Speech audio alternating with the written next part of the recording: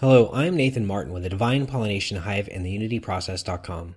In today's video, we're going to be going into the ego and the various archetypes of development, including Satan, Lucifer, and the Jesus archetypes. If this is something that interests you, stay tuned.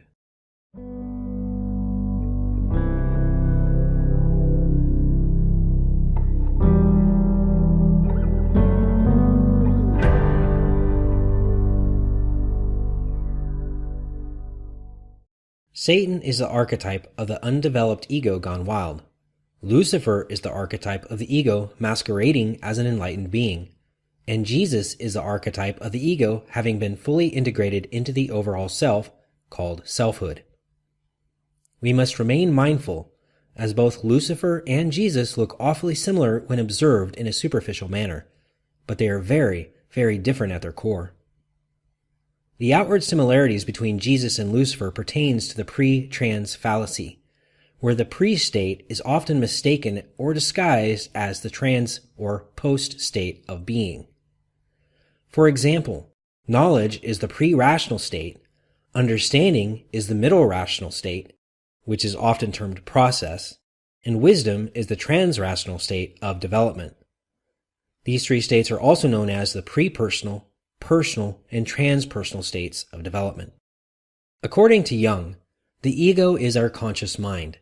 When our ego begins to gain knowledge of itself, it is an infantile state of development, as it is not aware of the contents of the unconscious or subconscious minds, until which time the observer aspect of the individual, which is beyond the conscious mind, decides to integrate the three minds into one interconnected personality through emotional process work.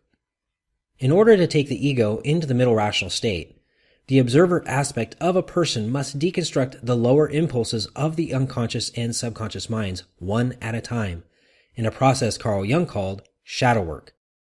And this brings conscious light to the shadows contained within both the unconscious and subconscious minds.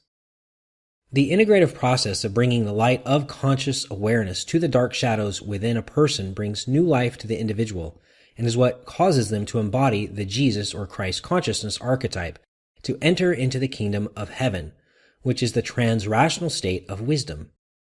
The overall process of making the unconscious and subconscious minds conscious to the ego is what Carl Jung called the individuation process, and it results in the individual achieving an internally unified state of selfhood. Those who are working towards or already embodying the Jesus Christ or Christ consciousness archetype are esoteric in nature, meaning they are internalized beings who are developing, or who have already developed fully into, unique and psychologically differentiated individuals.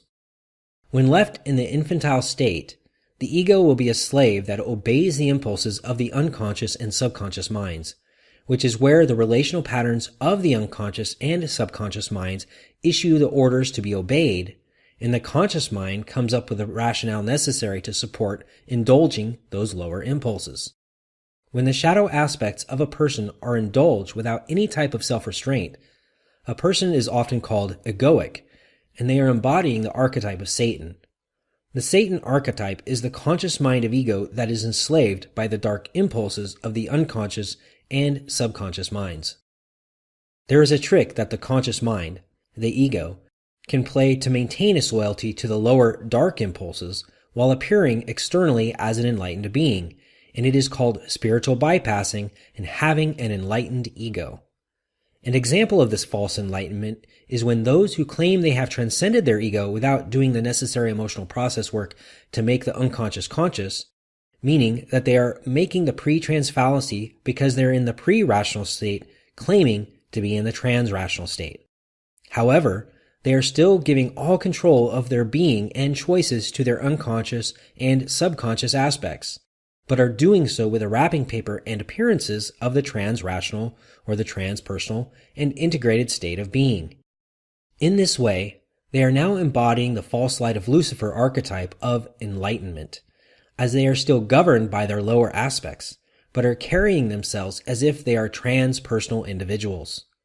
Those who are indulging their darkness overtly with the satanic archetype, or covertly with the Luciferian archetype, are exoteric in nature, meaning they are externalized beings who are enslaved by their darker, unconscious impulses and gather collectively with each other in psychologically enmeshed states.